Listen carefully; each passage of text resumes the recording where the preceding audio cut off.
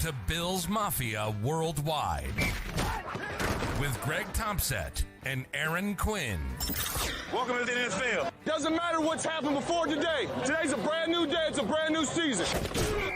Your number one podcast for objective Buffalo Bills coverage. No matter where you are, we got you covered.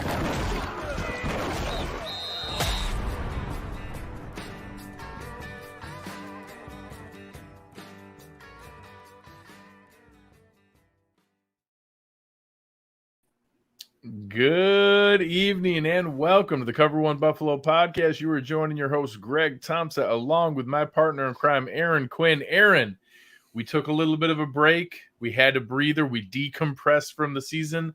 How are you feeling? Nothing's happened since I talked to you last on here. It's been very quiet in the Bills world. So yeah, no, a little decompression wasn't bad. I've been ready to get back here and talk with you. I know we talk on Twitter and talk in DMs, but I've been ready to, get that bad loss out of our mouths and move on to this offseason. I got a lot of excitement, and I'm very excited to get into this offseason process. Here's the thing, Greg. All these years of the drought and getting ready for the off season in like late November, December throughout my life, like now that this team is good and we don't kick off that off season here until at least late January, early February, even when the season isn't a total success, it pushes me. I'm not one of these guys that gets into the draft season during football season. Yeah. Like I compartmentalize, I have NFL football season, then I get into the draft. And during the drought years, that worked fantastic for me. Now that the team's good, man, I'm behind the 8 ball. So I got a lot of work to catch up on. Yeah, and speaking of which, we'll have our man Russell Brown here on later. We're gonna have other guests on to be able to go through it. Make sure you guys are checking out the people all over the Cover One network. We have a lot of really strong draft people. Anybody who didn't see, we just brought over Kendall Mursky, Huge. who's a really good drafter. Our guy Steve Mathis does a great job with draft work. All kinds of guys that really dive into it. Anthony Prohaska does a lot of draft work, and then obviously Eric breaking down all the prospects as well. So we'll go through that, and later on tonight after the Senior Bowl update, we're going to go through a little bit of the season recap and things. We'll sprinkle some of those things in as we go here, but as we get through this off season, we're going to get you ready for free agency. We're going to talk about the position that the Bills are in, who they need to work on re-signing, who they need to retain. Then we'll maybe do some wish list items out in free agency. Greg will find the money in the banana stand for everybody. I will find all of the money. There's actually a really good graphic that came out earlier that kind of ranked all the teams based on their already available cap space, their draft capital, and the available contracts that can be prorated if they want to switch stuff around the banana stand money. Yeah. And the Bills were literally 16th in the NFL. So I think a lot of people think that it's this like crazy nuclear winter and we have no money to spend whatsoever. And granted, they're not flush with cash, but they're better off than people think. They're going to be able to retain, I think, every player that they need to be concerned about, and then sign a couple of guys. Last year we didn't go crazy, but it was, Obata, and it was, Matt Breida and Emmanuel Sanders, and, different guys they sprinkled in different areas. I think you're going to see that. And I think that this is the first year we're really going to get the benefit of, I get to go hitch my wagon to Josh Allen, and we're going to see what that turns into in free agency. You know what it's going to be like, Greg? I got this nice, for those watching, I got this nice full zip up Under Armour zip up at the thrift store. That's what this Bills offseason is going to be like. There's no GM in the league I'd want to go thrift store shopping better than with Brandon Bean. That's a great find too. That looks nice. Thanks, man. Yeah, I like it. Fits nice. So before we dive into that, there was some news that we got into here. And obviously that sign over your shoulder, we had a little bit of fun with. You saw the reports that came out from the Brian Flores lawsuit against the NFL, which is a whole separate issue, with comments that, there was some, conflict between Brian Daboll and Sean McDermott. And we've talked all the time, especially in our private messages and internally, that in this environment, and you joke about it, but it's only half joking, that to be an uber successful coach in the NFL and in many industries, you have to be almost a sociopath, like so singularly focused and so over the top competitive. Those guys are going to butt heads. Those guys are all the, whatever you want to cliche, the alpha mentality. Like they all want to be head coaches. They all want to be in charge of everything. Yeah. Of course, if things don't go well in this year, we'll get to it, the crazy ebbs and flows of a roller coaster season, that they butted heads at times. I think some people ran with that and said, hey, we're going to lose talent because it's such an overbearing environment. So when you heard the news that not only did we not, hemorrhage talent, but Ken Dorsey, it was reported by Adam Schefter that he had interest from 11 other teams. When you heard about Ken Dorsey staying, getting that promotion and locking in that same system, that same language, that same scheme for Josh Allen, what was your first thought when you heard that news? Yeah, so the rumblings were that things were so bad between Dable and Sean McDermott that there was some type of systemic foundational issue within the staff at One Bills Drive. And that to me was a step too far. Like, you can have issues with one coach. That doesn't mean that there's some massive issue.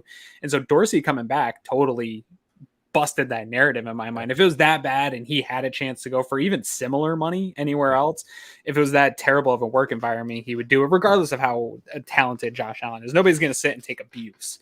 Correct. And if it was an unacceptable work environment, correct, and you had 11 other options, you would have left. Absolutely. Yeah, he wouldn't have stayed. So that to me shattered the narrative, and that happened before the Flores suit came out, and the footnote that is very much an anecdotal hearsay footnote, is not evidence in any regard of something that never came up, because Dable did get promoted. Correct. We have no idea if he actually would have left. They could have been using it to leverage. Right. Yeah. The team that already hired him told themselves that, hey, don't worry, guys, he would have wanted to come here anyways, even if it was a lateral move. It's shocking that team would tell themselves that. Yeah. So outside of that stuff, I think what it told me most outside of the coaching things is Brandon Beane talks a lot about the Pegulas supporting and giving the resources for this team in any way that they need, whether it's flying scouts around and getting guys back in time for the week and things like that. I've given the Pegulas a hard time on Twitter a number of times. They're an easy target. I think a lot of Bills fans have been able to get after them. Yeah. They and the Sabres are terrible. So there's a lot of fans that are fans of both the Sabres and the Bills that are really more than willing to pile onto the Pegulas. And then you have the stadium talk and who's going to pay for it, and are they going to build a dome or whatnot? So they're an easy target. But at the end of the day, that to me showed that there is a commitment to give the resources, because if there was 12 teams like Vic Carucci was reporting, or 11 other teams in on Ken Dorsey trying to get him as their offensive coordinator, I'm sure there was lucrative offers. I'm sure there was more controlling offers. Hey, come in and you can run whatever offense you want. Just do whatever you did to Josh Allen. Do that here. Yeah. And the Pegulas stepped up, and I'm sure they matched whatever lucrative offers were out there, and probably overpaid for a position. Otherwise, they wouldn't. I'm guessing pay that kind of money.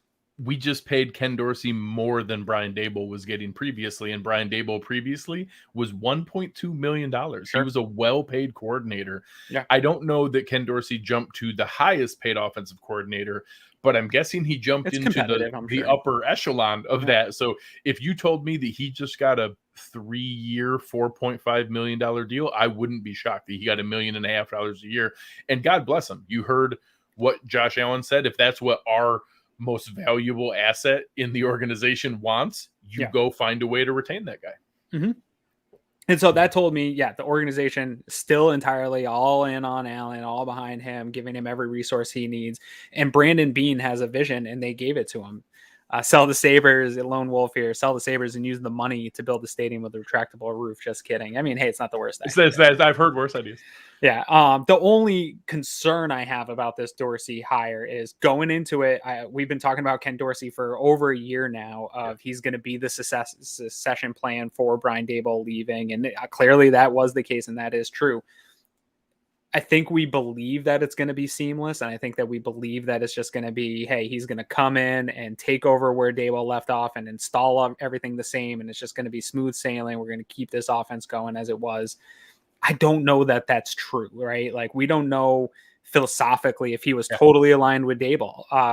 We don't know play calling experience. He doesn't have any. I'm sure that they did some in training camp and some simulated environments in case of emergency, especially with COVID, right? Like, I think Sean McDermott is such a detail oriented guy that he had all these assistants call plays and practice simulations. That's a great point.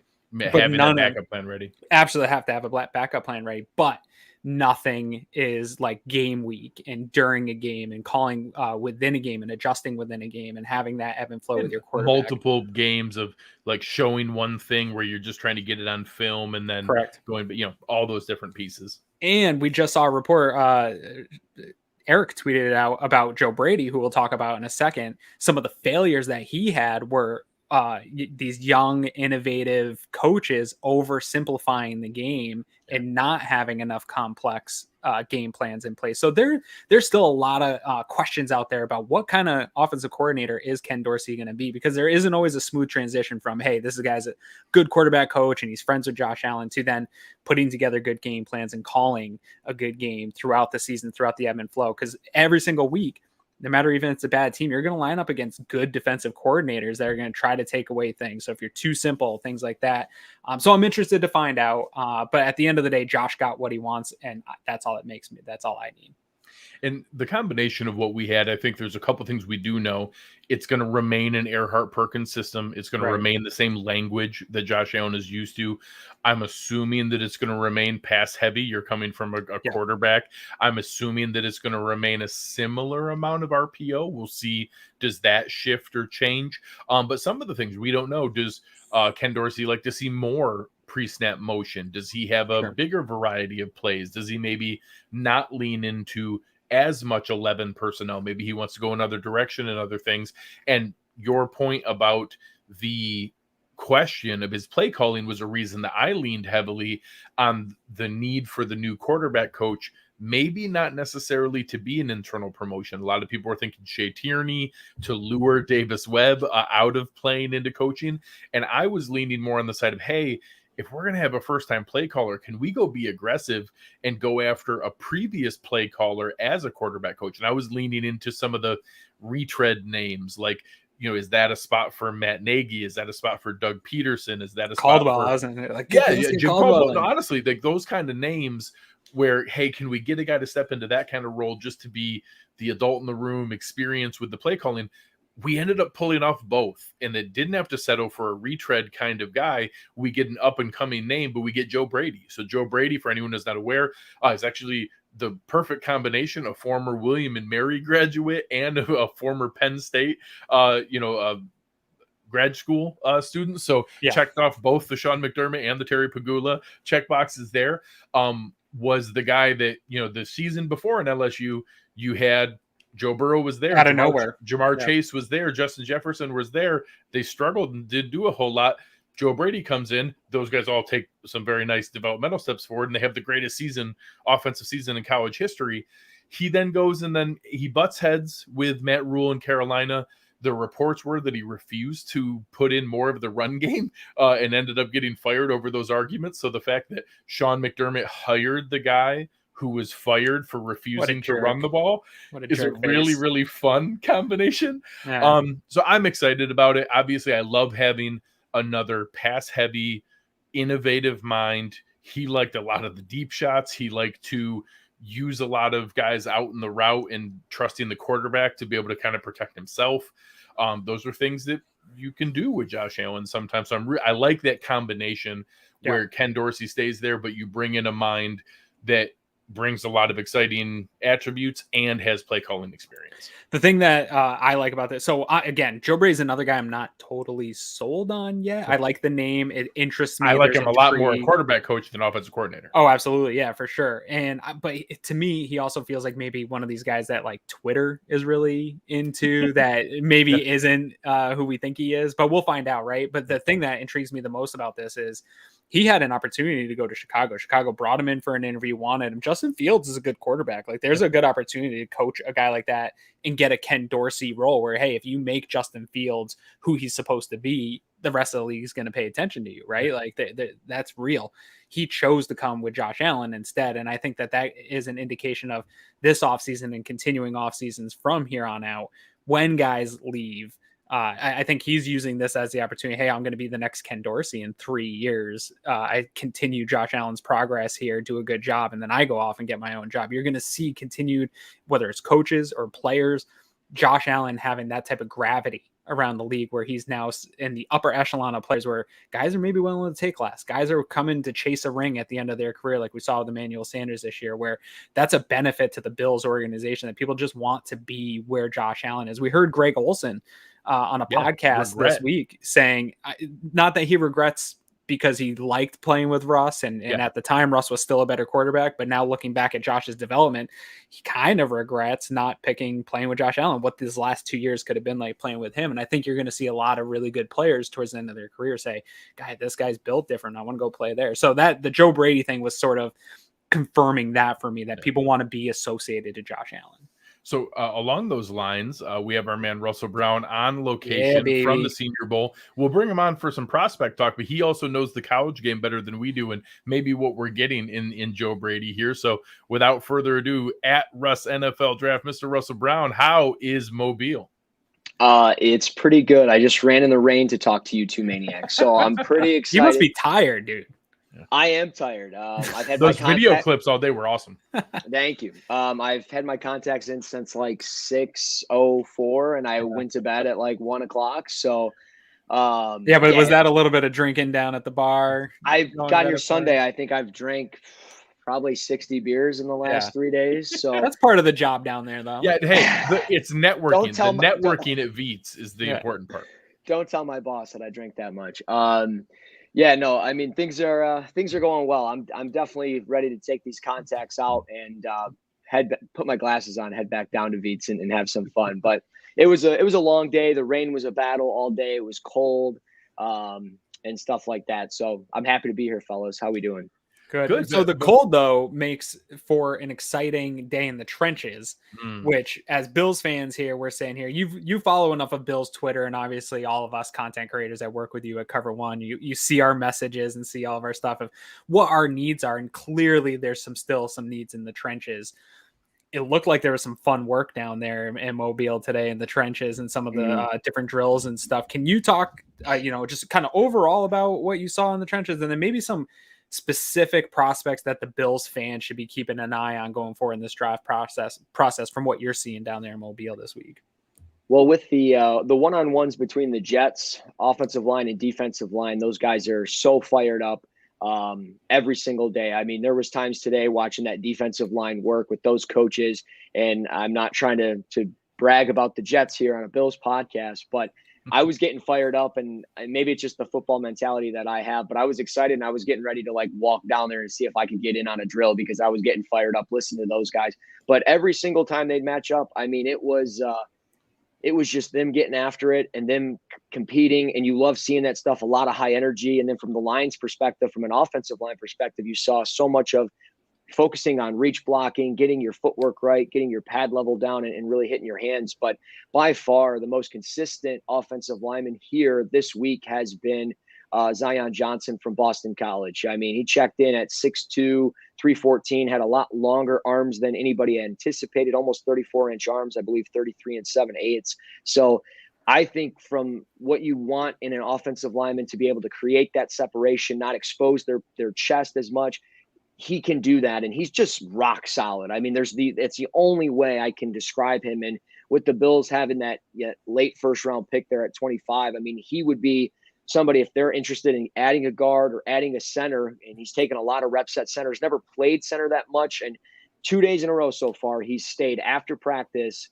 And today it was cold, wet, rainy. Yesterday was kind of nice and sunny, but he stayed both days, and he's been working on snaps and getting better. And people are like, well, those snaps suck. Well, it's hard. I mean, I talked to Brock Hoffman, had him on the Cover One Draft podcast a few weeks ago, and he told me if he had not been playing center since third grade, he wouldn't be a good center. It's hard to go from guard, which you focus on for 4, 5, 6, 8 years, whatever, all the way through high school to college, and then go to the pros or try to make it to the pros and just start snapping. You can't do it. It's completely different footwork, completely different body angles and body language that you have to get used to, and just a completely different technique. So Zion Johnson by far and away has been the most consistent offensive lineman, probably the guy that Twitter and really rightfully so, and maybe you guys might even get excited about, is Trevor Penning from Northern Iowa. Just a big dude at 6'6", 330, really long arms, just mean. He's got fast, violent, nasty hands, and he had some really good blocks yesterday. He took Isaiah Thomas down to the ground, tripped up Desmond Ridder, which you don't want to do as your left tackle, but I think some people really prefer him on the right side at right tackle, but it wouldn't surprise me if he could play left tackle at the next level. But for sure, those two guys. And then lastly, Andrew Stuber out of Michigan, I think has been really fun to watch. I think he can play guard at the next level. He's shown a lot of inside reps, just very stout and somebody that can just play against the run and do really well in pass sets. He'll lose a couple, but for the one that he loses, he'll win the other 4. So I think you can live with 80% unless you're expecting perfection, which I wouldn't in the NFL. No. Well, except for that one Patriots game the Bills played. But other than that. Pretty close, perfect. That's pretty close. On the other side of those one-on-ones, I know an area the Bills are going to be looking for is that defensive line. What were some of the names that are standing out there? Who's making a name for themselves there, whether interior or exterior? Well, I mean, by far, the guy that's been making the most noise it's been Jermaine Johnson from Florida State. I'm assuming you guys knew where I was going here. I mean, this dude's rocked up at 6'5", 259. He has looked phenomenal. I mean, at times he's completely unblockable. He had a big rep yesterday against Darian Kennard to end practice with the Lions team. And it was one of those reps where, they did a best 2 out of 3. Kennard ended up winning the battle as far as, the 2, or he ended up winning the war, I should say. But Jermaine Johnson had the viral clip that won the battle of him just long arming, translating speed to power and just getting after it. And it's something that you love to see. When you have somebody like that who can do a variety of things. I thought on tape going into this weekend, I thought, hey, this guy needs to become a little bit more consistent with the run. He doesn't fight pressure with pressure very well, doesn't really diagnose as quickly as I wanted to in the run. But from a pass rushing perspective, you need a guy to pin his ears back and go after the quarterback. There's not really a better one here outside of the next guy, and that's Arnold Ebiketie out of Penn State. I absolutely love this dude. He's 6'5", 252, really long arms. Just a natural mover, great flexible lower body. I think his skill set is really, really good. And I think he's somebody that could go in the first round. I've heard, from Jermaine Johnson's side of things, a lot of people I was talking to today think he could go as high as like the Eagles at 15 or 16 because they've got those 3 picks in the top 20. So it sounds like they're really intrigued with him. But Arnold Ebiketie, I think, made himself some money. And then on the interior defensive line, I mean, Perion Winfrey, really just great energy. I think there's potentially some stuff off the field that he might have to clear up from when he first got to Oklahoma, which will be interesting. But ultimately, I mean, he's got really good length, and really the last 4 or 5 weeks of the year, he played really strong, and he's had a really strong week here as far as in the run game and just getting underneath guys and just blowing them off the ball. I mean, the bull rushes are insane. So Perion Winfrey can probably be that guy that will maybe play a 3 technique, maybe he go to an odd front and maybe play a little 4-eye, maybe play a little nose, be that 0 shade or something like that. But Winfrey has been really nice. And also Travis Jones out of UConn. I didn't watch him a ton going into this event, but he has been, man, he lines up on guys like Cole Strange, the center out of Tennessee, Chattanooga. And I mean, Cole busts his tail. He does his best on that, but there's just times with Travis Jones, he's unblockable. He's a great bull rusher, really good size, 6'4", 323, has that length. And I think from a pass rushing perspective, he can get better. But in the run game, he's one of the top guys down here with that. Now, you watched that Bills-Chiefs playoff game, and we don't want to bring it back up for anyone here in the chat. This is a safe space for Bills fans. But one thing that we keep hearing year in and year out here is speed. They got to match the Chiefs' speed, and especially in the defensive backfield. Obviously, guys like Levi Wallace, Taron Johnson, they don't have that speed. We're going to probably get Trey White back here, but what are you seeing from this cornerback group here at the Senior Bowl, and specifically guys that are flashing some athletic ability that might be fits for the Bills here? Well, everybody's loving Roger McCreary from Auburn. I mean, fluid hips. He's a small guy. I'm not going to lie. I'm not that big of a guy, but he's a small guy. I mean, but he's an athlete. And I think there's a lot of conversation of maybe he's best suited to play in the slot. I don't know if that's going to hurt him at all. And I mean, if you think he's best suited to play in the slot, do you want to take this guy early and then potentially risk the fact that he might fail on the outside? I don't really know, but there was a lot of reps where he's moving quickly with his lower body. He's closing really well. And I mean, he's been really impressive. The other one, he didn't practice today unless I forgot what a Nebraska helmet looks like. And that's Cam. I mean, it's possible, but I don't think so. But Cam Taylor-Britt, man, he's so fun. I got to talk with him during the media portion of the morning today.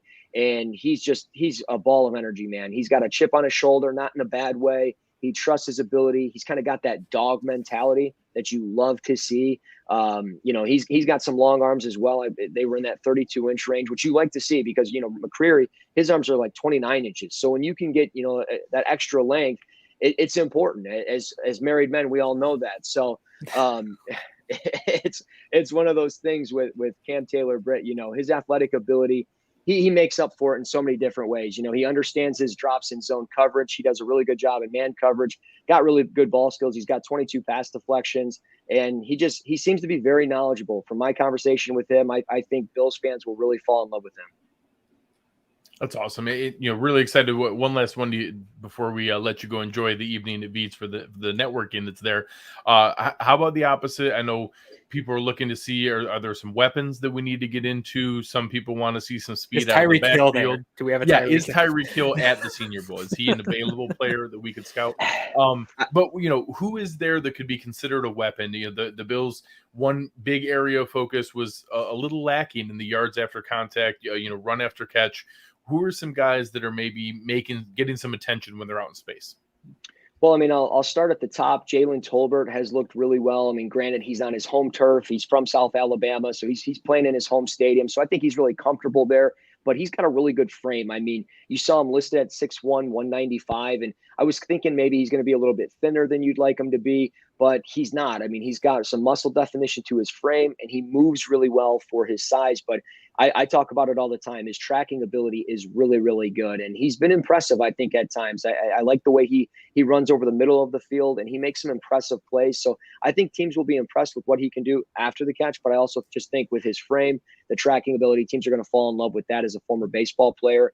If you're looking kind of for a Tyreek Hill, I don't know if you're necessarily going to find him here, but the closest thing to it would probably be Calvin Austin out of Memphis. A lot smaller than you'd want him to be. He's about 5'8", maybe 5'7.5". So he's a smaller guy, but he can fly, man. He really moves. He moves really well. Maybe he'll carve out like a Taylor Gabriel type of role in the NFL. So I think if you can get the ball in his hands, he can create. He'll probably have some special teams ability, but he looked really good today with Malik Willis. I liked some of the chemistry I saw between those two.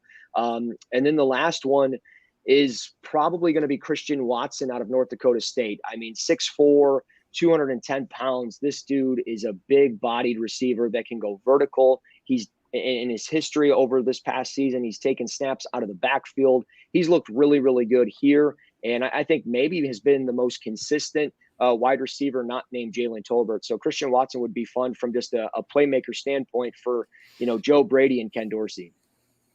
And then to Greg's point earlier, I think I cut that question off. Being a college guy and following the college game, do you have any insight with Joe Brady and what we should expect in terms of him coming here and being part of Josh's further development? Well, I'm really interested to see, as far as how he looks at different type of, and we've kind of seen it actually with the Bills. You'll see kind of that 6-man protection. Maybe you'll have 3 guys running routes. Maybe they're running a levels concept or something like that, or a crossing pattern. But he's not going to be afraid to spread it out with 5 receivers and air things out. So I think you're going to see a kind of a wide variety of where you'll probably see still a lot of stuff out of the shotgun and stuff like that. But I think what you see similar to what the Bengals do at times, I think is what, the Bills might do as well, because there's times that they take concepts very similar to what LSU did. Like I said, they'll bring that running back or potentially an H-back up into the box, play between, the guard and tackle, and kind of had that additional man as far as, pass protection. And then you have those guys running those different concepts down the field. So I think that's probably really what we'll see. I'm sure Eric will do a hell of a lot better of breaking down some film, looking at LSU and what we'll see from them. Although he's too busy with all the film you're coming up with here in the Senior Bowl. This poor guy's grinding so hard now from home. Yeah, I know. I sent him a couple things today with as far as my interviews from today, and then just all the film. I'm like, dude, just have at it, put it together, right. Put it on YouTube. You're a lot better at editing that stuff than I am. So it's been a lot of fun though, and I'm excited for Joe Brady. I'm excited for Bills fans. I don't want to get into coin tosses. Again, this is a safe space, so I don't want to ruffle any feathers. But no, I'm excited. I still got some time if you guys want to talk a little. If there's any questions in the chat, whatever you guys need. No, I saw one thing. If you were excited about was it Matt Stafford playing and Eminem performing at halftime is like a half Lions Super Bowl, if that kind of. Oh, that's our Super Bowl. That's it. I mean, I can, when I die, it will be simply, hey, I saw the Lions in the Super Bowl, because it'll be Stafford, Eminem, part of Detroit is there. So, look, I'm happy for Stafford. I've been asked this quite a bit, actually, at the bar. We talked about it just the other day. At the stadium. I mean, like, I'm happy for him. I flew in, I watched the games here, and I mean, like, I had tears in my eyes. I'm not going to lie. I watched, the guy that I supported for 13 years, super happy for him here. And I'm like, man, like, that could have been us, and it wasn't. And I don't know. I'm happy for him. He's a good dude, just a great dude. Say, couldn't happen to a better guy. Right. And I have friends that are like, no, I don't want him to win. Go Bengals. And I'm like, dude, I don't care about that stuff. So Here one from Jo said about Josh Williams is a small school DB a lot of guys don't know about. Yeah, I mean, I haven't really been paying attention too much to a lot of the DBs, and as far as especially in the draft overall, I kind of have my select few: Mario Goodrich, Cam Taylor, Britt. Obviously the guys at the top of the draft. Sauce Gardner is one of my favorite players in the draft. Kobe Bryant's looked really well. So I just going to be honest, I haven't watched Josh Williams a ton. I wish I could sit here and say, yeah, he's looked good or looked bad, but there's just so much to take in. I haven't really gotten into the one-on-one portion of the film breakdown yet. Just yesterday was a crazy media day for me. Today was with the rain and figuring out potential canceled flights and everything with the snowstorm wiping out America. It's been tough. So how about our guy Ron Beck here talking about running backs? And obviously I think the Bills have carved out Devin Singletary a nice role going forward here, but they're still looking, to Greg's point earlier of the guys that can make plays with the ball in their hands, somebody that come in and sort of spell Devin Singletary, what we thought Matt Breida might be. Anybody kind of out there like that in the Senior Bowl this year? Yeah, I mean, I think Rachaad White's looked pretty good so far here. Jim Nagy's been hyping him up for 4 or 5 months as like a smooth operator, one of the smoothest runners in the class out of the position group of the running backs, and he's looked really well. He's made some really nice cuts. Granted, at times his offensive line, makes some really good key blocks for him and open up things. But ultimately, I think he's done a really good job just getting out in space, making some really good lateral cuts. And beyond that, I mean, Dameon Pierce is a lot of fun out of Florida, physical, downhill runner. And as I mentioned, somebody that, as we talk about maybe that sixth man as that extra person for protection, Pierce is a really good blitz pickup guy. And he did it today to end practice, and it really got people going. And that's how Detroit's been ending practices, one-on-one competitions. And Pierce brings it every single time. So I think he would be a fun fit for that offense, and he's been fun. Here, a comment about needing Yak, wanting some Jahan Dotson, Wan'Dale Robinson, 2 names I see thrown out a lot as kind of the explosive Yak players that are out there, and someone that it's an interesting role of how they could use it. You saw the Bills start to incorporate Sam McKenzie more later in the season, and I'm curious if that's an area they want to go to solidify the future, whether it's an alternative to McKenzie or a replacement for Cole Beasley, somebody who can play in the return game. Or have you had a chance to work on either of the guys there? Yeah, no, I like Jahan Dotson quite a bit. I wish he was down here. He was supposed to be. He ended up opting out.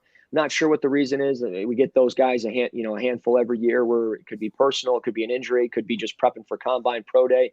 With Dotson, part of me wonders if he's just a little bit more smaller than projected or put on websites. He's listed at 5'11". It wouldn't surprise me if he actually was like 5'9.5", and maybe like a $190, $195, which you don't really want when you're that short. But ultimately, I mean, he's not really. And Ron Beck actually, I think, had something up there earlier as far as, and you don't have to pull it up. I remember it. He said something as far as Dotson, being a slot receiver and things like that. And that's the issue is Dotson didn't play a ton out of the slot. I was talking with Joe Marino and a couple of those guys today about it. And, he played in the slot like 10, 11% of the time. So he doesn't play it a ton. He plays a lot on the outside. Doesn't mean he can't learn it. I mean, you can learn anything at the NFL level, but it's just, he did a lot of stuff on the outside because his releases are really, really good. And he's somebody that is so fluid. One is a route runner, but he's so good out in space. So it makes sense if you want him in the slot, but I think when you get him kind of on that island, that's when he can really win. If you got him running, potentially in the middle of the field where there's a lot of traffic, I don't know if that's necessarily going to work for him. As for Robinson, yeah, that's another guy, a big playmaker. I wish he was down here, but I mean, obviously it's the Senior Bowl, but it's one of those things where I think if you get the ball in his hands, we talk about, Calvin Austin. I think the same thing with Robinson. I think he could potentially carve out, and I don't want to say, you're looking for the next Deebo Samuel, as far as being that running back out of the backfield and things like that. But Robinson is probably going to have that type of role just from a special teams, a running back perspective, and even out of the slot. So I like him a lot. And I mean, if he's that, potential third or fourth round option for the Bills, and you can get better on other areas in the first and second round, and you can get a guy like that, and he's a playmaker, hey, by all means, go for it. Would you say that is the second round too early for Matt Araiza? Well, I don't know. That dude hits absolute missiles. So I've never seen a ball do the things that it does off his foot. I don't understand. It's crazy. Yeah, I mean, today was a rough day for the special teams. I think it was because of the wind. I mean, there's it's like 55 miles per hour winds and a lot of rain, so it made sense. I will say, don't downplay special teams at the Senior Bowl, because I told people when I got back from the trip there, and everybody talked about Rodrigo Blankenship and everybody loved the thing. I'm like, listen, this kid Tyler Bass was destroying him in the kicks. Like every kick was going 10 and 15 yards further. And I was sitting there, I actually had the chance to hang out with Reed and Blake Ferguson's dad, and we were sitting there hanging out watching it, because Blake was there as he was long snapping before he went to the Dolphins, and we're sitting there in the stands, and we thought we were safe because it was like 50-yard kicks, and Bass was putting them into the bleachers, and like we had to have a heads up to be able to do it. So there are sometimes special teams excitement that comes from the Senior Bowl. Yeah, no, there really is. And I mean, I think that's when you look for your Tyler Bass, or you look for your Evan McPherson or something like that, where they're hitting those clutch kicks down there at the Senior Bowl. So again, it was a rough day for them today. And to be completely honest, when the special teams are out there, I'm normally either going to get a water, going to the bathroom, going to connect with somebody, talk about something, or post stuff on Twitter in between, the reps and stuff like that. I do see a question that I do want to answer, if you don't mind. Marissa Myers, she's always like Marissa's awesome, man. Yeah, thanks for being in here, Marissa, first of all. And you're a great follow on Twitter. Yes, she's always throwing support, so I appreciate that. Thoughts on Myjai Sanders. I will say in the media portion, at like myself, the players, we walked in at like 7:05 today, and we were all like, just dragging, and he was full of energy. I mean, he is just a ball of energy. He goes 24/7, I think. I mean, he's like the Energizer Bunny, but he's got really good length. He actually plays surprisingly well with some power behind him. He's still got to kind of figure out how to translate it. And I think ultimately he's got to really understand how to use his length a little bit more consistently. But I think he's been impressive. He's definitely been somebody that maybe won't go in the first round. And again, maybe he will. But I think at going into the year, I thought, hey, this guy's probably going to be a first rounder. I don't necessarily feel that same way, not because of this, this up close and personal type of thing. Just the season wasn't necessarily as great and productive as you wanted it to be. He has a lot, he's generated a lot of pressures this past year, but Sanders, I mean, I'm a fan of him. And if you can potentially even move back, get some extra picks and get him, or move up in the second round, that's a guy you're looking for, absolutely, I'd be taking him in a heartbeat. Yeah, and go ahead. I was just going to say, help with, you talked about Johnson and how he's really flashed there. And I think from a frame standpoint, length, 6'5", long arms, you would think those guys would be pretty comparable. Maybe what's an example of why Johnson has really flashed down there and why Sanders maybe hasn't, quite as much?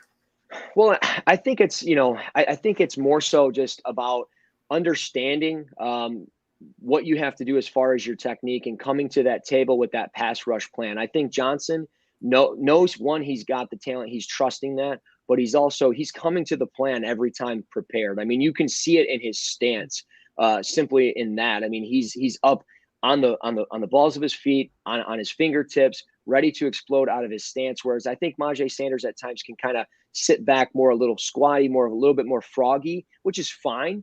But that slows you down a little bit at times if you don't get the exact jump or burst off the line of scrimmage. There was times that he false started, or I should say jump off sides.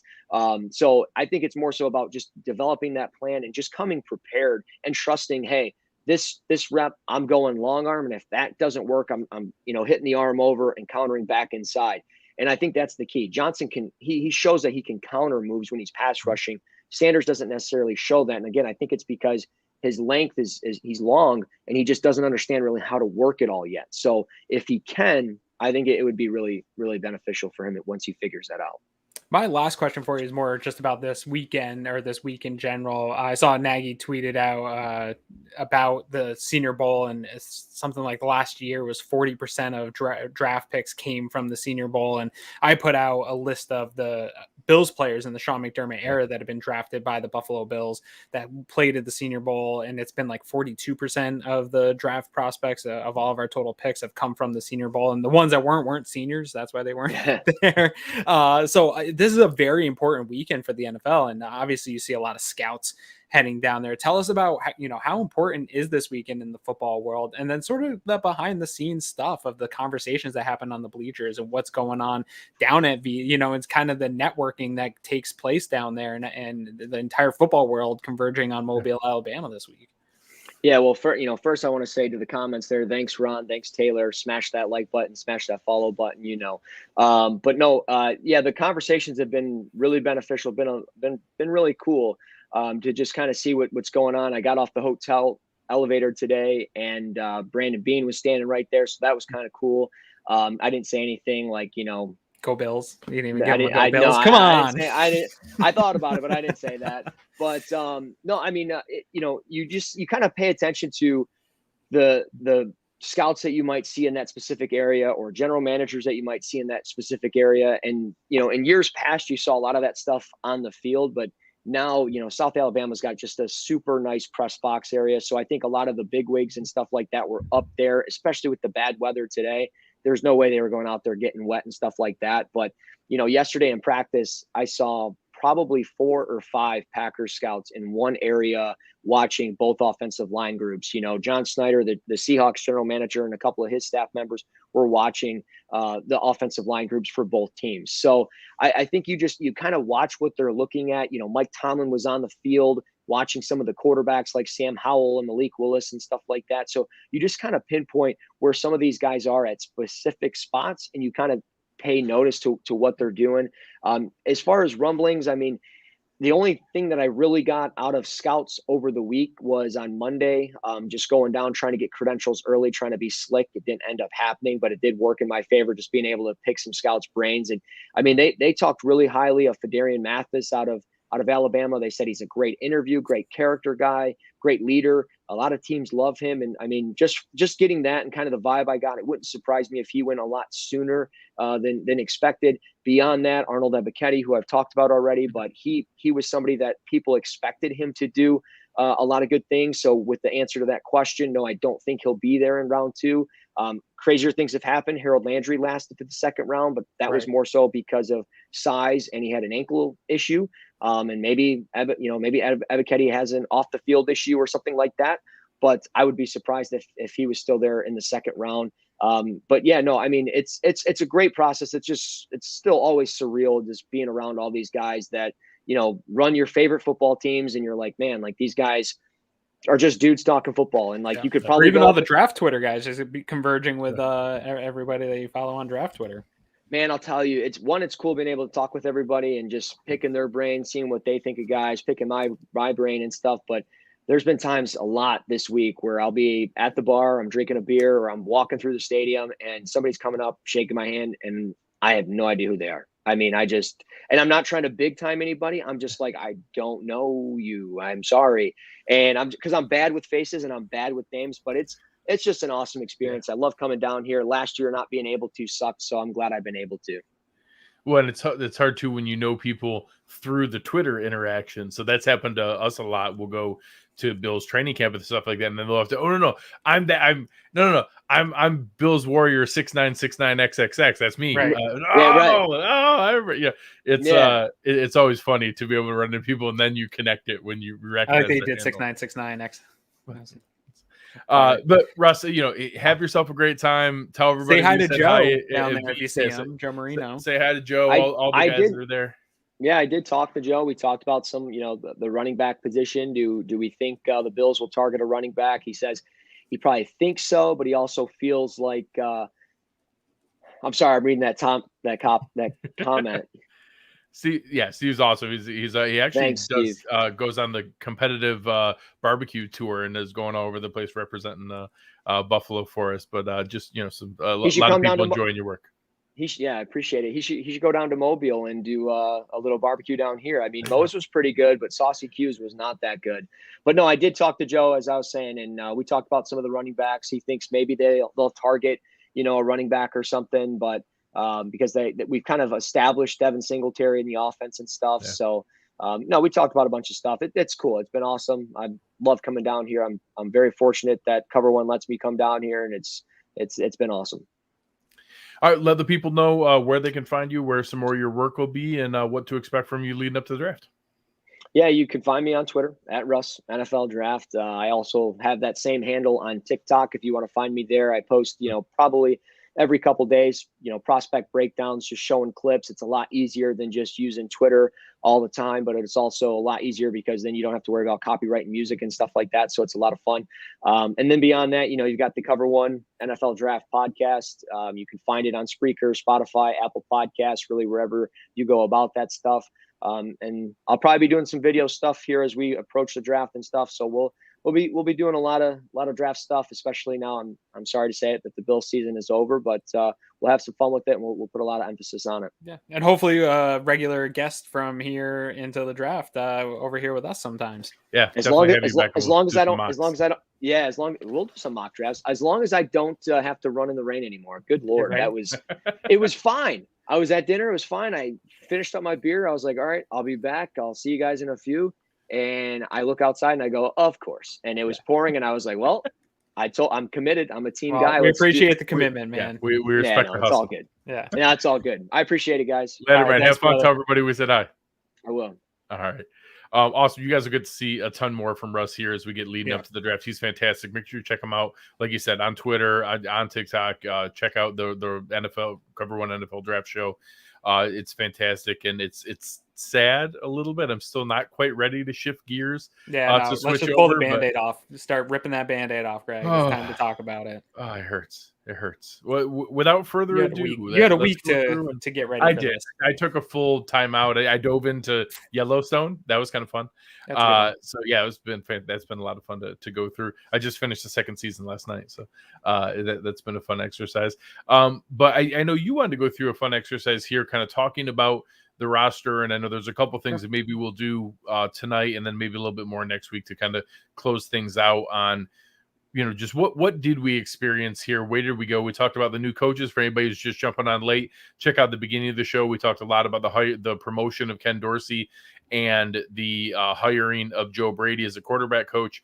But I know you wanted to go through a good exercise that we've seen before on what exactly do we have here with this Bills roster and what's left. Yeah, so this is something Fernando, who used to be a Cover One guy, brought up with Eric 3 or 4 years ago. We started doing it. It's the Lofton exercise. And basically you go through your roster at the end of the year, and it's real simple exercise. And it's a good thought exercise for me anyway, to prepare myself for the offseason. What you do is you go through your entire roster and you rate your players on your roster, and it's real simple.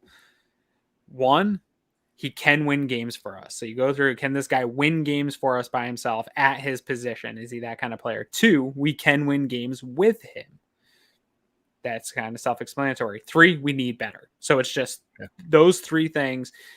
Can this guy win games for us? Can we win with him? We need better at this position. So I went through it, and we're going to go through it with you live, Greg, here through the Bills roster. And I'm going with the last updated Our Lads roster depth chart that we had. And some of these guys will probably not be with the Bills, but because they were there for that last roster update, we're going to talk about them. And then just as far as this thought exercise goes. So let's start at the quarterback position, because that's easiest and that's the best. Josh Allen is clearly a guy that can win games for us. There's no problems there. We have nothing to worry about there. And I'm assuming you're going the same way. So we'll move on to Mitchell Trubisky. And I believe Mitchell Trubisky won't be back, but if he is, he's a guy you can win games with. Yeah, I mean, they showed it. Heck, Matt Nagy won games with them. That that one season, 13-3, I think at one point.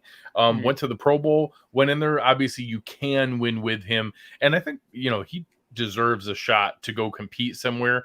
And obviously Brandon Beane talked about the fact, oh, hey, we'd love to have him back if you don't get what you're looking for on the open market. I'm guessing we'll get another Mitch Trubisky as our backup this year. You know, if a Sam Darnold shakes loose, if a Ryan Fitzpatrick, some people throw around, someone who knows they have had the opportunity to start, but maybe it's not going to be this year, and they want to just kind of, reset their value. I could see another one, but I'll be surprised if it's Mitch Trubisky. Yeah, I think it's going to be similar what we're seeing with Joe Brady coming over, where people just want to attach themselves to the Buffalo Bills, maybe hope they get a rep or two in to show themselves out, like Mitch was hoping this year here. But yeah, I think he'll be gone. But I think it speaks to how the Bills built this roster, in that I think they had one of the better backup quarterback situations in the NFL. Maybe not the best, but top 3 or 4 backup quarterback situations in the NFL. And I'd feel good if they address that. So that's another one, because then we go to Davis Webb, and I think you need better. I like Davis Webb. I think that he's a good player coach role. We were all expecting, maybe without having that futures deal. It's coming soon. He deserves maybe one more season to try, but I won't be shocked if he converts over this year. It's such a known fact that his future is coaching. Yeah, so maybe he becomes a coach, but yeah, we need better in terms of somebody in the pipeline to develop, so you're not looking for a Mitch Trubisky every year. Over to the running back room. For me, I had Devin Singletary as we can win with him.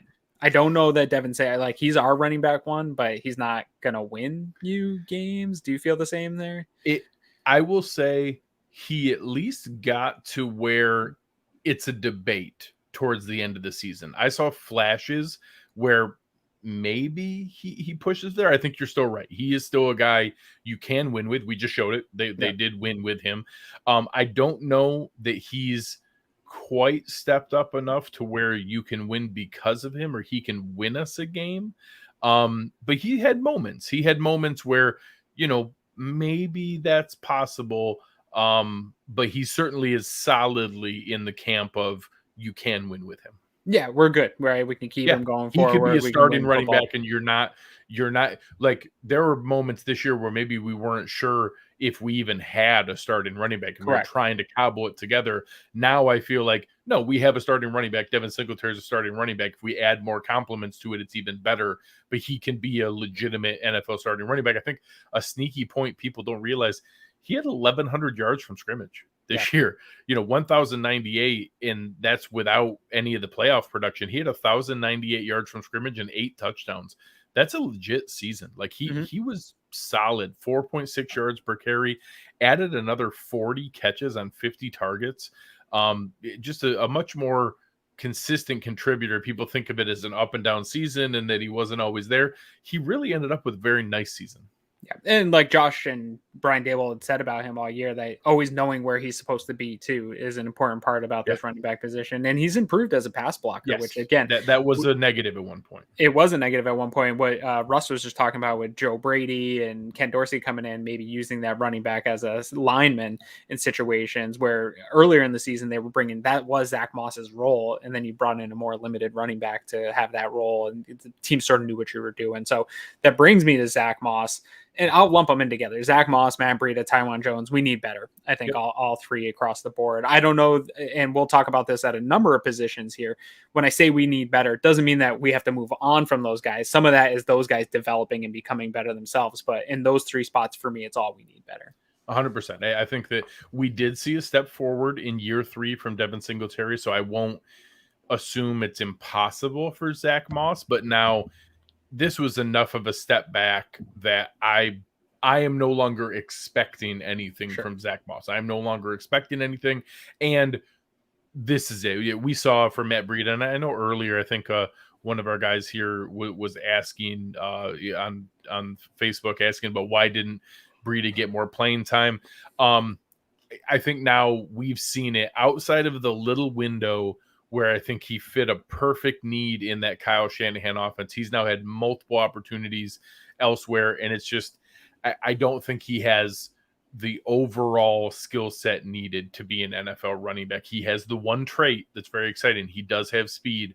It just does not translate consistently enough. So I agree completely. I don't think we have anything there that we need to be concerned with. It's Devin Singletary we can win with, and then anyone else would certainly be possible to upgrade. Reggie Gilliam, I think we can win with. I think he actually towards the end of the season here started to carve out a pretty nice role in that running game as the run game got successful. Not a huge fullback offense, but he's flashed some.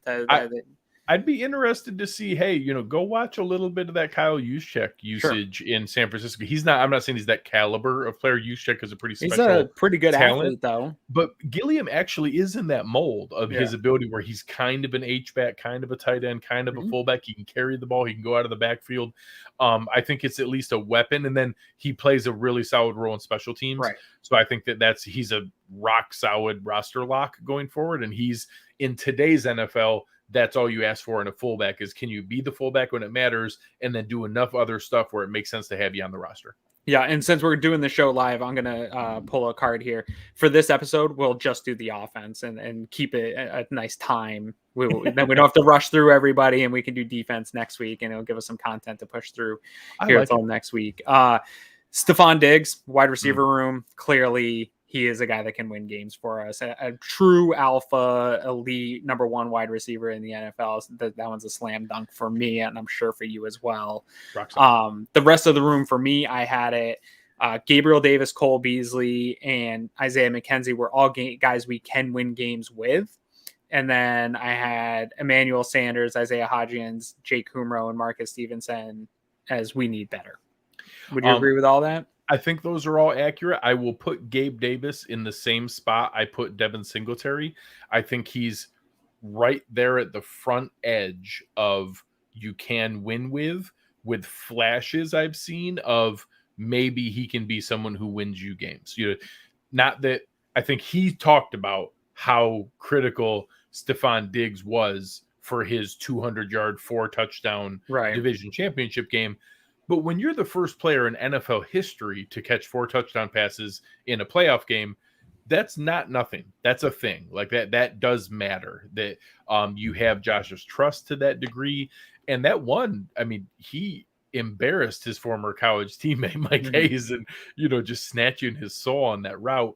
I don't know that I saw that potential at any point. So I'm not ready to put him into the camp of we can win because of him, but I think he's right there on that borderline where if there was a 4th or a 5th category, I think he'd be up above just you can win with him and would be a step above there. If there was one in between the two, I would have him a slight notch above there. And that's been a shift for me. I don't know that I always envisioned him at that level. I thought he was really benefiting because of Diggs. I for sure did not envision him there. And there was a lot of rumblings in the preseason this year that he was going to come out and lead the team in receptions and be this dynamic. And I was like, oh, well, Jesus, pump the brakes. So this is crazy. I haven't seen it.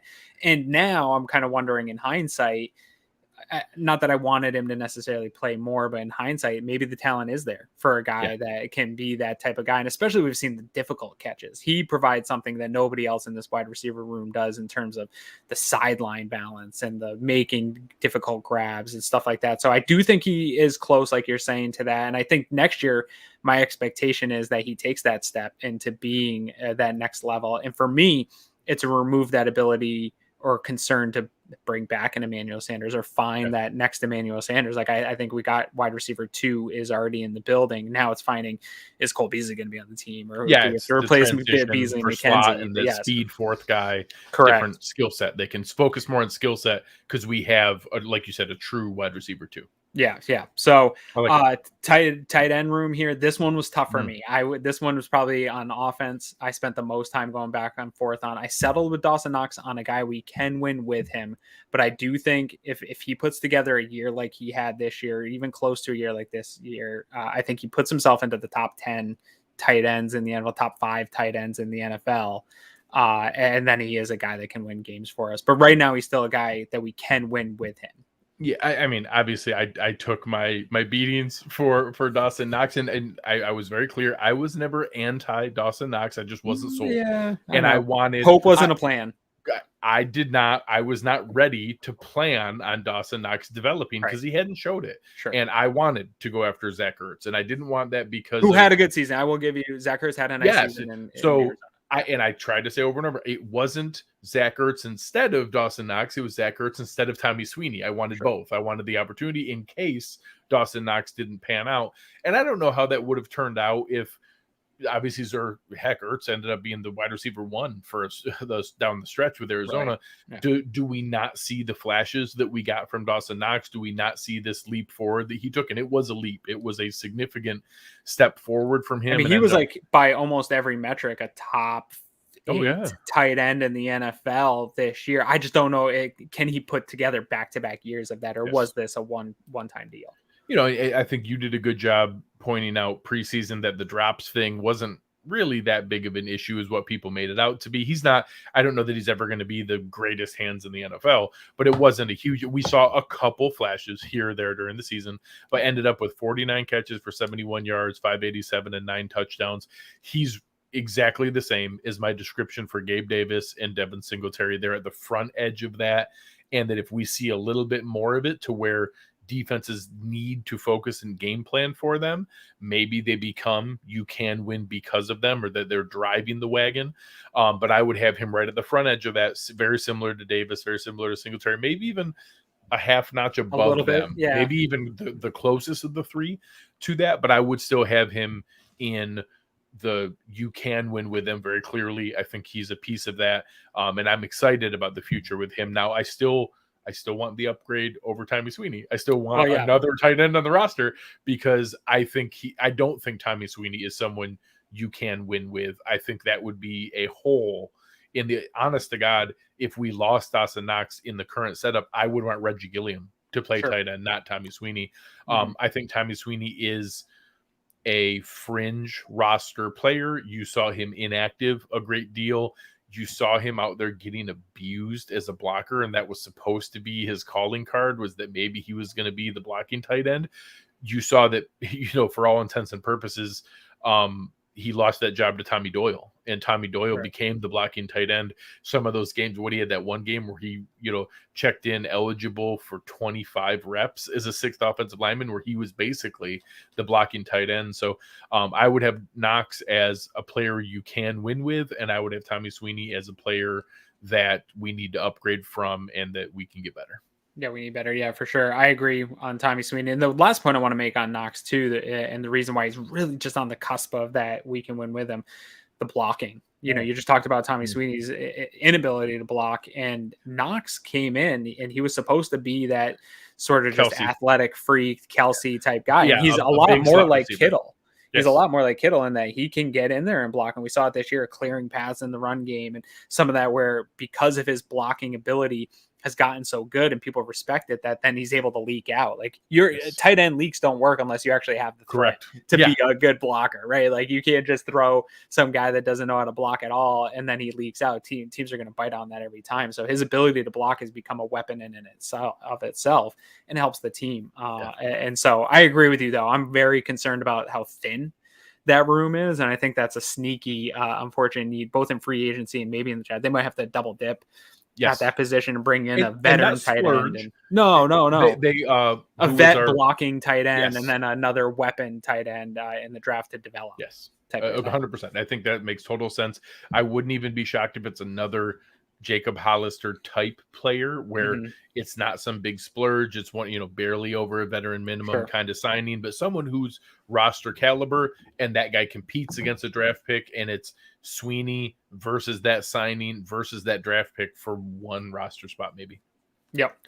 All right, so we're moving on to the offensive line. This was a weird one, and I know that you looked at some of the roller coaster of the year, and I think if you would have talked to me about this offensive line throughout the year, I would have had a lot of we can do better, we can do better, we could do better. But as the year finished up, we found a good 5. Yeah.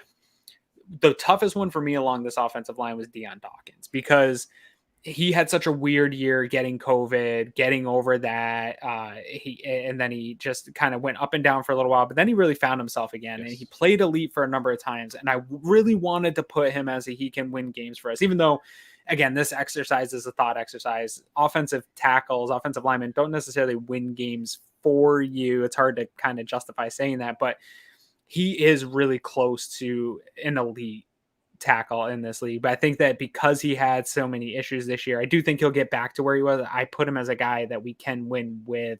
Again, right on that border of he can win games for us. But I think he got close to where he was the previous year. You saw him start to ascend back into that direction. Is that accurate of Dawson or of Dan Dawkins this year? For sure. And I think that I'll take the leap to say that he's a guy that we can win because of, in so much as that final stretch. And if you look from the second New England game all the way through the end of the season, honestly, from the time Rick Bates went in and the rest of the way, he played at that Pro Bowl level again, the whole rest of the way. And I think that you saw the offense explode during that stretch. And I think we saw that stretch of 4 straight games with no sacks allowed.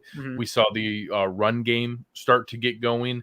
I think he's a big engine of that. And then we'll talk about one other guy that I think is also the engine that drives a lot of that. So he did not earn that all not 17, but all 19 games that we saw. There was a rough start. We saw him slowly trying to come back from COVID and certainly had some impacts there and had some rough games early on.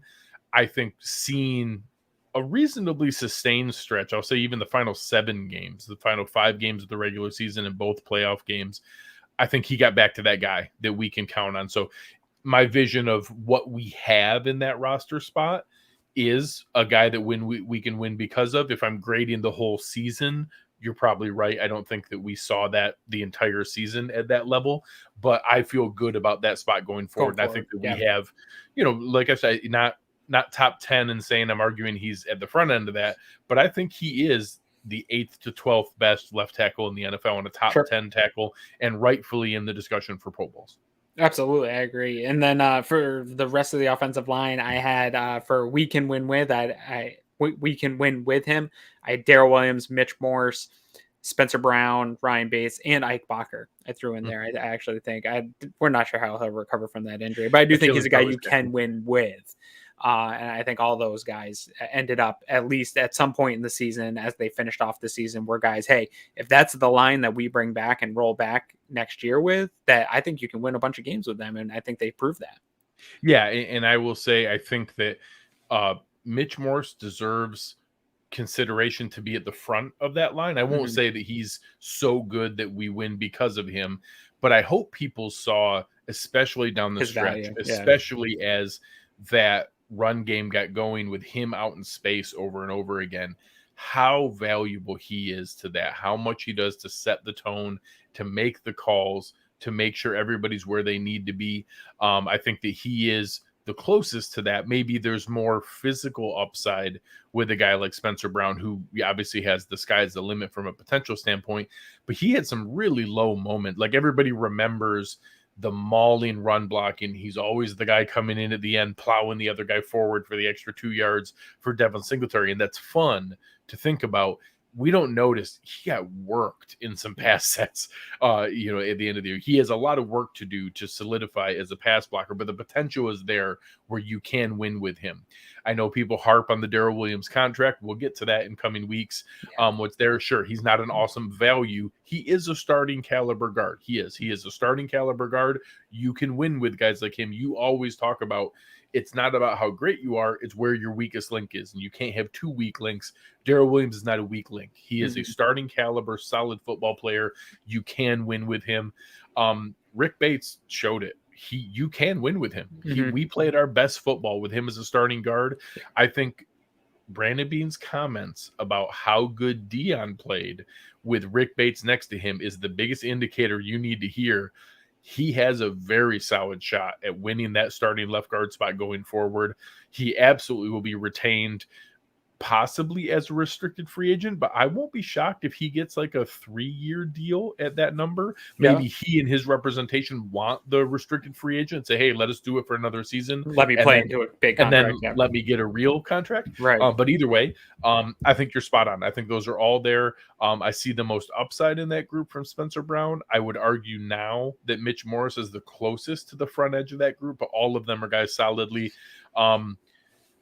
And Ike Bacher, I think, has those moments that you can win with. He's probably right there with Feliciano for me in the borderline of maybe you need to upgrade, maybe we need better. But I think they're all right there in that group, and it's nice now to have 7 of those linemen. And honestly, Tommy Doyle started to show a little bit as the season went on that I'm not ready to say you can win with him, but maybe we do have your swing tackle / blocking tight end guy there for 3 more years of a rookie deal. That's a nice value. Absolutely, yeah. So I one point I want to make about offensive line, because you brought up that Darrell Williams contract. This is a little bit off topic here, but I want your opinion on this, because sometimes I think of these as, yeah, he's getting paid too much for a guard position, but I think it's an offensive line as a bucket, right? Like, we're also not paying Spencer Brown a ton of money to be your starting right tackle, or Ryan or Rick Bates. And maybe if they, depending on how that deal works out, you're not paying a ton of money. We're paying Ryan Bates too much. We're getting a discount on Rick Bates. On Rick Bates, yeah, right.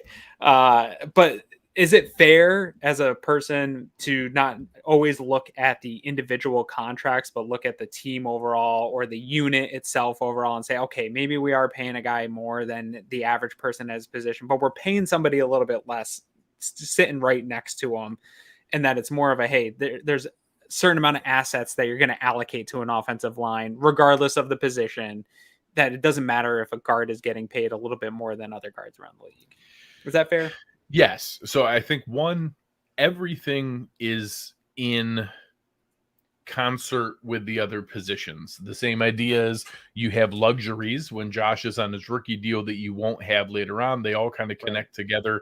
Ultimately, you do want to look at them in a vacuum. You do want to look at them, does this guy deserve that contract?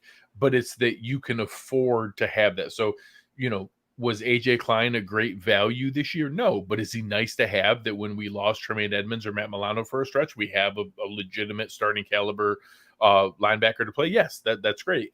Star Latulippe is not a great value.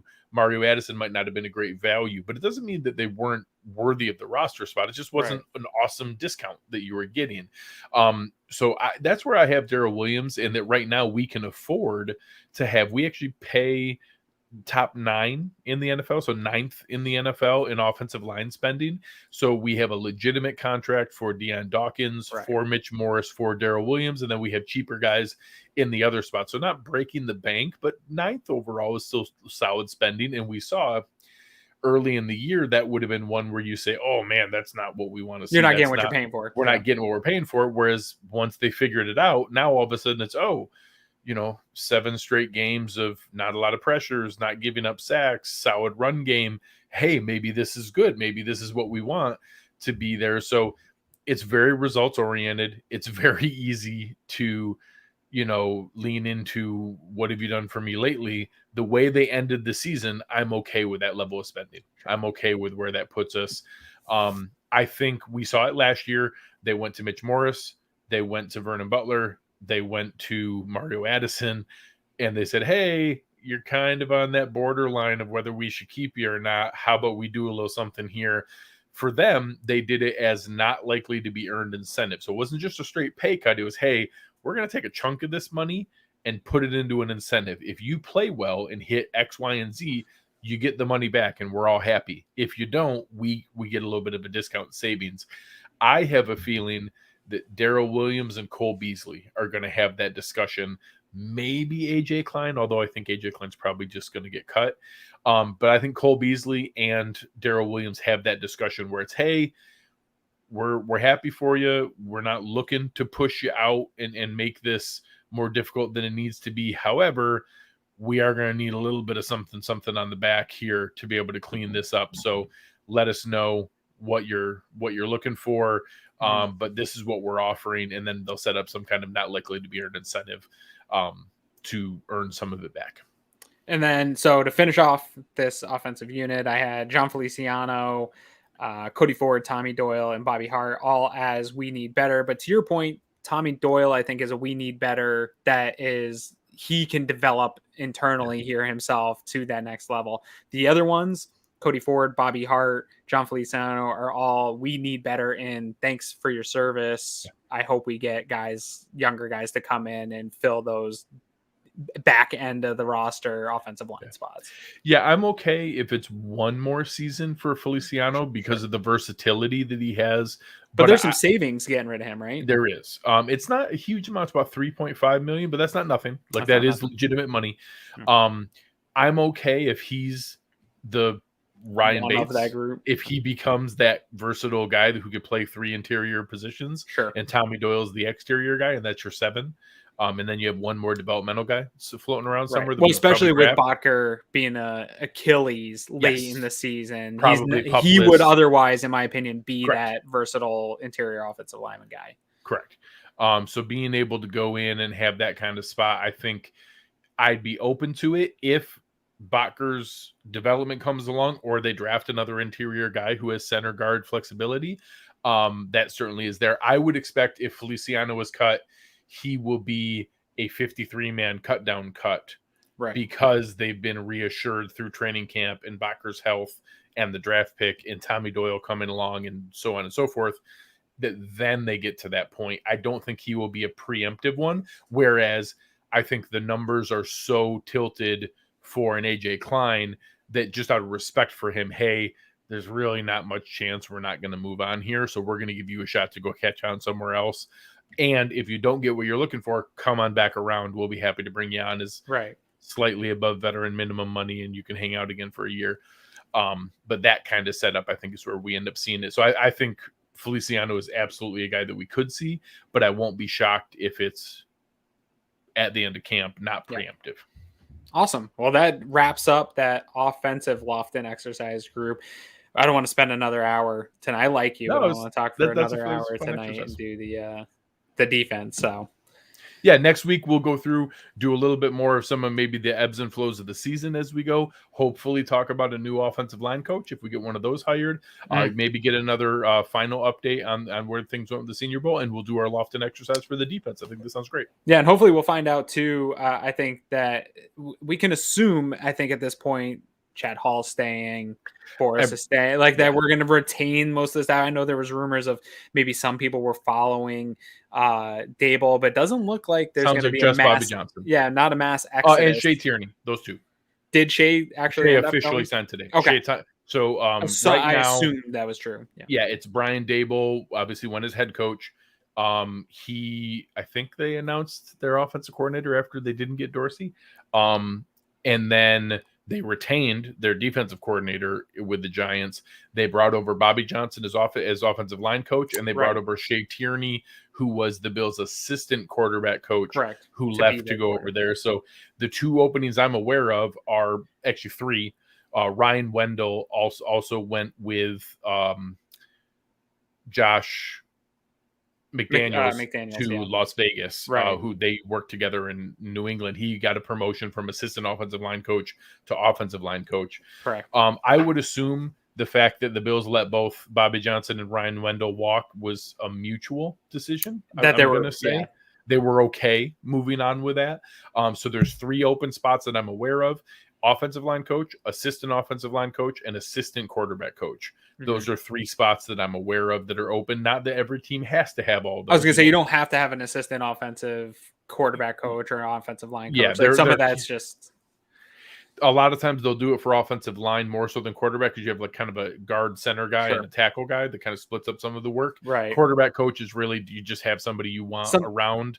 If Joe Brady has a guy that he likes and says, hey, I want this guy with me, I could see. Or Dorsey has a guy that he wants to get into the coaching game. If they wanted to have that spot for Davis Webb. If Davis Webb wants to have his foot in the door, that could totally make sense. And that succession plan of Ken Dorsey as offensive coordinator, Joe Brady as quarterback coach, Davis Webb as assistant quarterback coach, you are now set up for another 5-6 year run of, hey, Ken Dorsey will inevitably be successful with Josh Allen. He'll get a head coaching opportunity. Joe Brady takes offensive coordinator.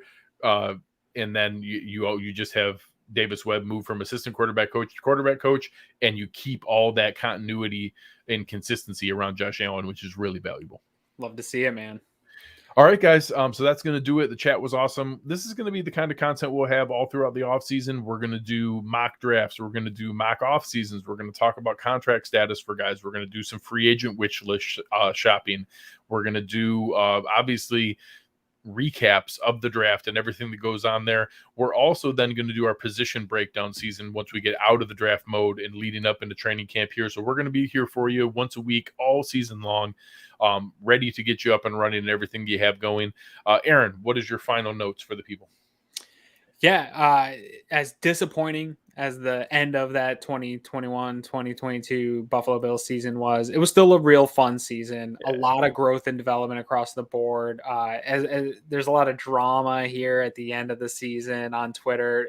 Throw that all out the window. The Bills are finally successful after a 17-year drought. Let's not forget what that felt like, that drought felt like, and what it was like to be a totally irrelevant football franchise, and that your team, nobody cared about you. No coaches were excited to come be part of your organization. No free agents. Real quick on that note, people asked about, oh, well, hey, we're nervous about the interviews. Remember when Sean McDermott chose Rick Dennison? He didn't choose Rick Dennison. No, that was like his fifth guy that he wanted. They couldn't even get the other top 2 or 3 to come in for an interview, and he had to settle for Rick Dennison. Now we have people who had offensive coordinator interviews settling to be our quarterback coach just because they want to hitch their wagon to Josh Allen. It's such a different world. It's and you're going to see this with free agents too, where years ago it was everybody was a free agent watch and the Bills had to way overpay to get anybody even in the door. You're not going to see that anymore. This team is a legitimately good Super Bowl contending team. All the BS and the frustration, I get it. Be frustrated, have a critical eye of your team, but let's not. You got to stop and smell the roses and enjoy that this team is here. We spent too long in the totally irrelevant world of being like the New York Jets, being New York Jets fans for 17 years. Enjoy this moment. Enjoy being a good team. It's the off season. There's a ton to be excited about. Like Greg alluded to, there's going to be some money to play with. They're not going to have anything to break the bank with, but they're going to be able to fill in some fun free agents here. They have draft picks. We're going to have some fun with the draft process. This is going to be a fun offseason, an exciting offseason of a Super Bowl caliber team regrouping and getting better to go make a real Super Bowl run here over the next couple of years. So I'm really excited. I hope you guys come and join us every single week. And you can find me at Aaron Quinn 716, getting real pumped up here as we approach the offseason. Senior Bowl is really the kickoff for me of the offseason stuff. So I'm real excited now. Yeah, I can't wait. And I think you said it really well. We have so much to be excited about. There's so much that we deservedly should be really pumped about that, don't let a frustrating ending take away from an amazing season. And now with Josh Allen, with the leadership and the brain trust here in place, the continuity that's in place, this team's going to be good for a long, long time. They're going to build around Josh Allen. People are going to want to be around Josh Allen. And he's our quarterback. He's our guy. And that's what we're going to have going forward. You have every reason to be excited. Find me on Twitter at Greg Thompson, hanging out in the Cover One Slack channel, having a good time. But on behalf of Aaron Quinn, I've been Greg Thompson. You've been listening to Cover One Buffalo, and we are out.